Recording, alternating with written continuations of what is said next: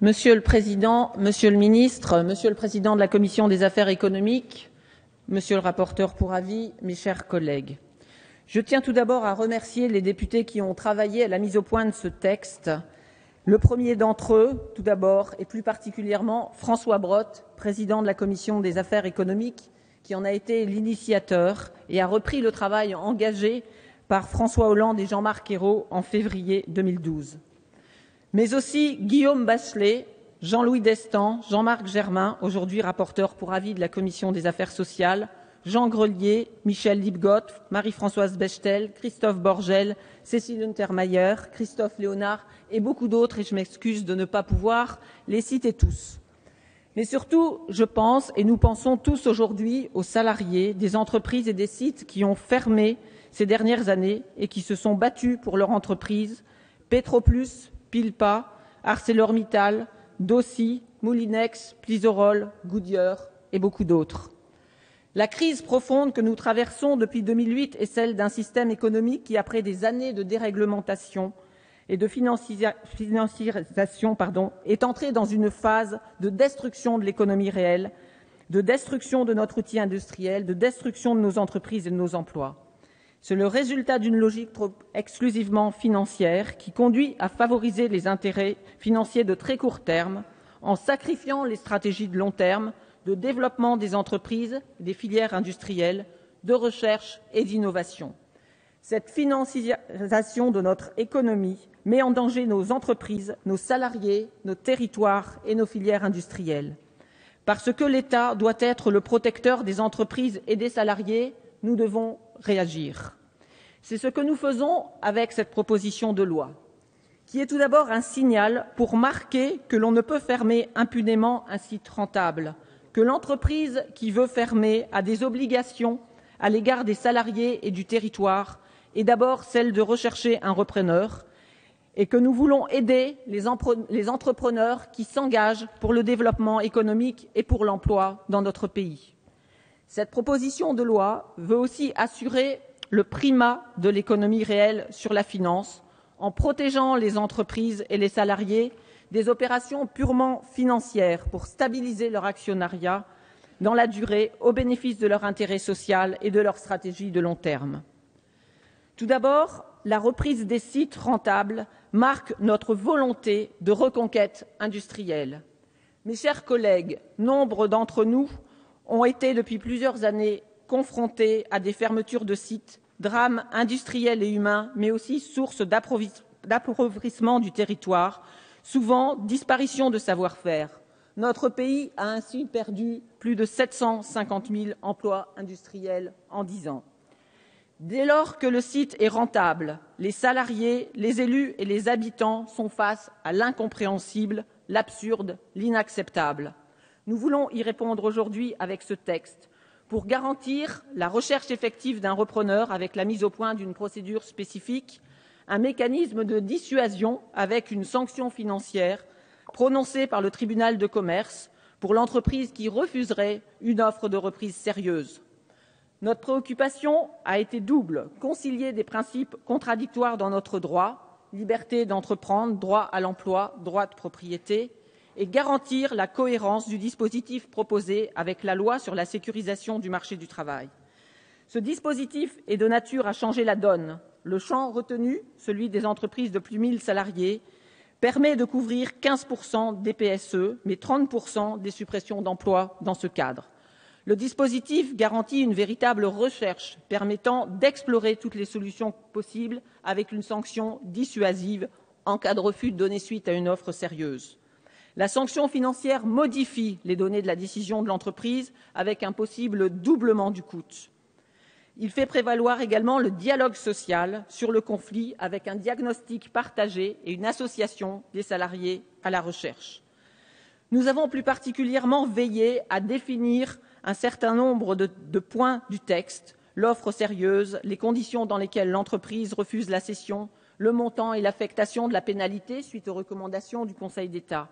Nous avons également voulu tenir compte des expériences de terrain, notamment sur l'information des élus, sur le bilan environnemental, sur le remboursement des aides publiques perçues. Deuxièmement, Nous voulons un modèle de gouvernance qui protège l'entreprise des excès de la finance.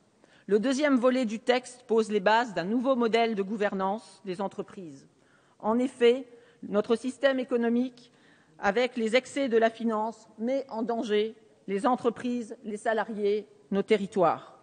Trop souvent, les intérêts des actionnaires vont à l'encontre des intérêts de long terme de nos entreprises, des salariés, des territoires et des filières industrielles.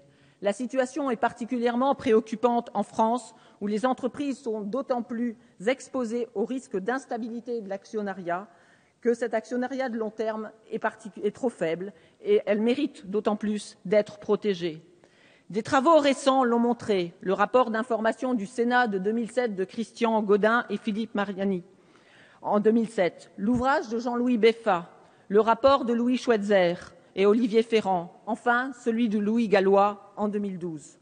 Notre objectif est de rechercher le bon équilibre entre l'attractivité indispensable pour assurer le financement de l'économie, notamment par des capitaux étrangers, et la protection des investisseurs qui s'engagent dans la durée et qui, de fait, protègent les entreprises, les salariés, nos filières industrielles et nos territoires.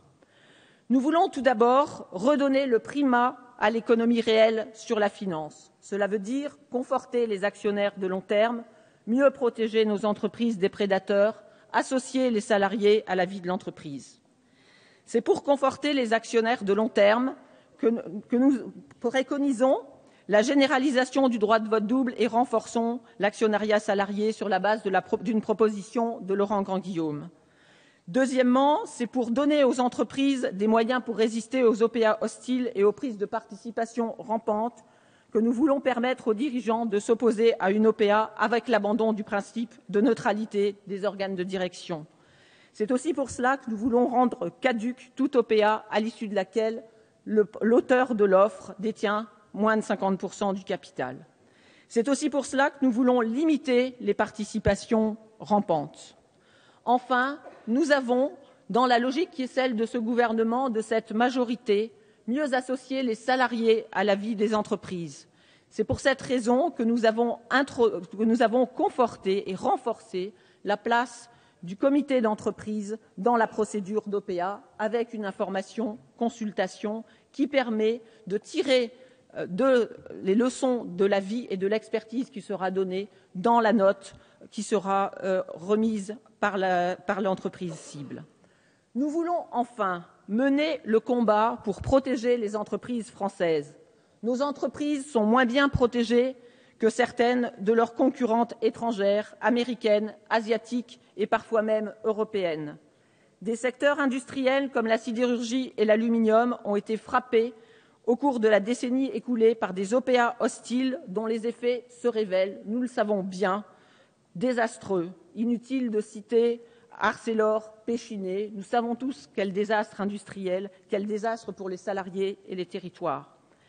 Ainsi, entre le modèle libéral anglo-saxon que l'Europe lui a imposé et les pratiques développées en Amérique du Nord et en Asie, la France doit, pour défendre ses intérêts, construire un nouveau modèle de gouvernance qui la protège des effets dévastateurs du capitalisme financier.